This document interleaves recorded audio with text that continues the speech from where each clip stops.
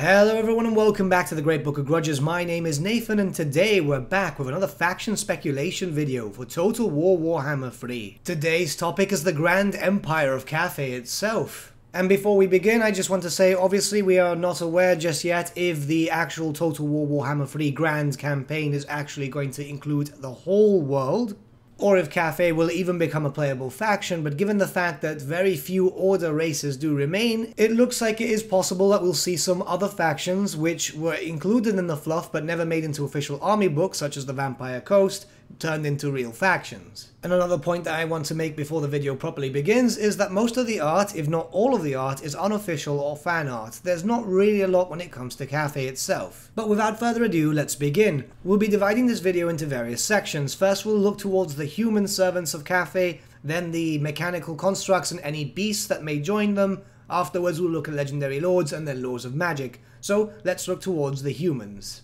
Cathay's most basic of units would be the Bannermen themselves, which cover pretty much every aspect of early game units. These would be divided between swordsmen, crossbows, and halberds. Straight off the bat, we already have a basic framework for the army. We've got some armor piercing, we've got some rank and file, and we've got some range. It works out very well. It is mentioned in the lore that Cathay is actually quite a large country, so the numbers of these units should actually be quite large, maybe not so much Skaven standard, but a little bit less. Instead, they would have weaker stats, but they would overwhelm with numbers. Of course, whilst also having large numbers, given the country's large size, they would also need very fast horses to be able to patrol the nation and keep it safe. The horses themselves should be fast and able to rival the speed of those of Ulthuan, so say around the style of Elarian Reavers, where they would be good with spears, but they would also be good with bows and be able to fire on the move. Of course, we wouldn't just have low-tier human warriors. We'd obviously be able to see stuff like the hill people who actually live in Cathay themselves as ferocious warriors in very similar vein to the Plague Monks, being very fast, being very killy, but actually not having any armor to protect them. The same could be said for the very famous monk warriors of Cathay, which they could act in a very similar sense to the Eshin warrior triads. There wouldn't be a lot of them in each group, but they would still get the job done for what they need to do. Perhaps the most famous human servant of Cathay are the Emperor's bodyguards themselves, or also known as the Palace Guard. These are heavily armored units which are experts in warfare. There are lore accounts stating that they've come against incredible odds and still managed to survive and repel their enemies. These warriors would more than likely fight with swords and halberds too, but instead of using crossbows, they would probably use something more refined. Seeing as Cathay is very well known for gunpowder, they would probably be using gunpowder weaponry instead of just a basic crossbow bolt. I just want to point out here that given the fact that Cathay has a lot of rich history with gunpowder weaponry, it would make a lot of sense if they started creating new units that actually used gunpowder weaponry more often. Very similar to the Empire handgunners, but maybe some on horses too, maybe just some fast moving shooting types. It depends on how Creative Assembly and obviously Games Workshop want to go through this.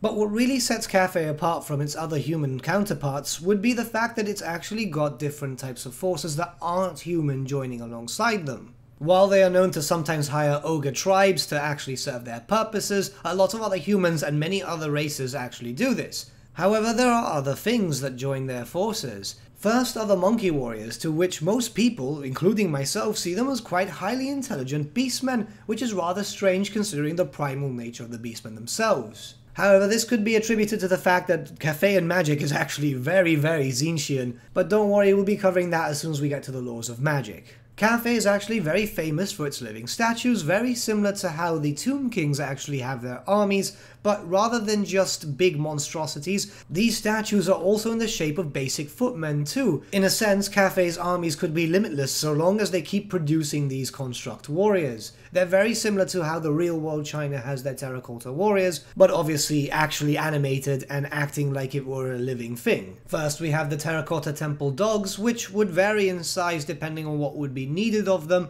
Some would be the size of horses, whilst others could be much larger. Next there are the crowmen, which would give them a bit of an edge in terms of fast and flying units. Think of these units as how the ripidactyls work for the lizardmen, for example. Lastly, it would be the actual constructed warriors themselves, which would look like humans pretty much, but would vary in size from that of a normal human to that of a giant. Their differences in size would make them serve different purposes, whilst those which are more human size would be pretty much acting like the shield-based units that you can have in the front line taking the brunt of the damage, whilst those that are giant would be able to come in and smash through enemy lines themselves. Jumping in for a quick edit over here, I almost forgot. Dragons. Serpentine dragons. Unlike the ones that we actually see in the old world, more snake-like, actually, very long. They wouldn't have a lot of mass to them, they wouldn't be very bulky, but it's very well known that these types of dragons exist in this part of the world, so it would be cool to see them here as monstrous units to be able to recruit. Pretty much that's all we've got in terms of units. Obviously Creative Assembly and Games Workshop collectively can be able to expand upon that, and maybe some of these units that we've spoken about that are actually established in the lore might not make it in. But hey, this is a speculation video and that's what we're going to do best, so now let's move on towards the legendary lords. Most famously would be the Dragon Emperor himself. Some claim him to be immortal, but he's had many names, and indeed there have been a few Dragon Emperors, including one that was known as the Monkey King. As it stands, the last known Dragon Emperor to be currently in power during the 8th edition timeline was that of a human, which many have referred to as having the blood of a dragon, or even actually being a dragon himself in the shape of a man. It makes sense to have the Dragon Emperor as the first playable lord, given the fact that every faction has had their leader represented as the first playable lord. Barring the Skaven, of course, but that's because the Council of 13 doesn't really act in person, they usually just send their servants.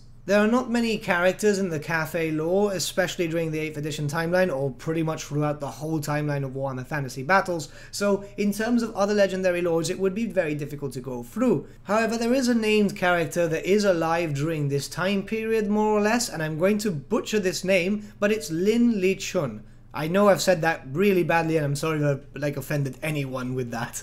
But moving on from the cringe, he is an aged sorcerer who has travelled throughout the old world. Now having a spellcaster variant of a legendary lord would be very cool, especially giving some little bit of diversity throughout the legendary lords, given the fact that the Dragon Emperor might be magical in a sense, but maybe not very magical. He'll actually have some very minor hits towards magic, kind of like how Malekith does, and be more melee focused. There might be some obscure characters I'm missing, to be honest. It could be possible that they could be in some very obscure book that I might have not checked through, but in terms of that, 2 legendary lords to start off with, if it's a starting faction, is more than enough. Obviously, if it's a race pack by itself, it would have to be 4, but we can be pretty sure that some obscure lore reference can be found, or maybe just GW or Creative Assembly just create something out of thin air, kind of like what's happened already with Diafin. In terms of magic, we actually have a lot to go through. It's known that the Cathayans actually use the lore of dark and high magic known as yin and yang. Yes, guys, this is very early Games Workshop lore, which pretty much they didn't try to hide the fact that they were stealing a lot of stuff from our actual real-world history. And they're also rather famous for using the Lore of Heavens too, but I also believe that we'll actually see something else, given the fact that in the end times, and yes, this might trigger a few people, it was actually discovered that the Cathayans were pretty much followers of Tzeentch, just worshipping him a little bit more differently to how the actual Chaos worshippers would do. It would make sense for the Cathayans to have some form of whatever the Lore of Tzeentch might end up being when eventually it gets added into the game. However, they shouldn't really call it the Lore of Tzeentch, given the fact that that would be very obvious in calling them Chaos worshippers. Instead, they should call it something else, and obviously give the spells a bit of a reskin look. Yes, it's a reskin and people don't like it, but lore-wise it makes sense to actually have this as a reskin. Honestly, I think I've actually left a few things out. I'm not 100% too sure here, but if I have, let me know in the comments below. Do you guys think that Cathay will eventually become playable in Total War Warhammer? If so, do you think it will be a day 1 race or a DLC pack? Let me know in the comments below and let's start a little discussion. But with that, my friends, we've come to the end of the video. Thank you so much for watching. If you did enjoy the video, might I suggest giving the video a like, or even subscribing to the channel, as it really does help us out. In the description link below, we have various social media links such as Discord, Facebook, Instagram, and so on, where you can get in contact with the Great Book team and discuss wood lore and pretty much anything else. In the description link below is also a affiliate link with Element Games, where you can buy loads of hobby related stuff, not just Warhammer, for 10 to 25% off. You get your Warhammer cheaper, and it also supports the channel at no extra cost to you. A big thank you to our patrons. It honestly means the world to us that people would like to give some money out to help a small channel grow. Honestly, it just blows my mind. And we're incredibly thankful that you guys enjoy the content to even do so. But with that, my friends, thank you for watching once again, and I shall see you all again very, very soon. Have a good day.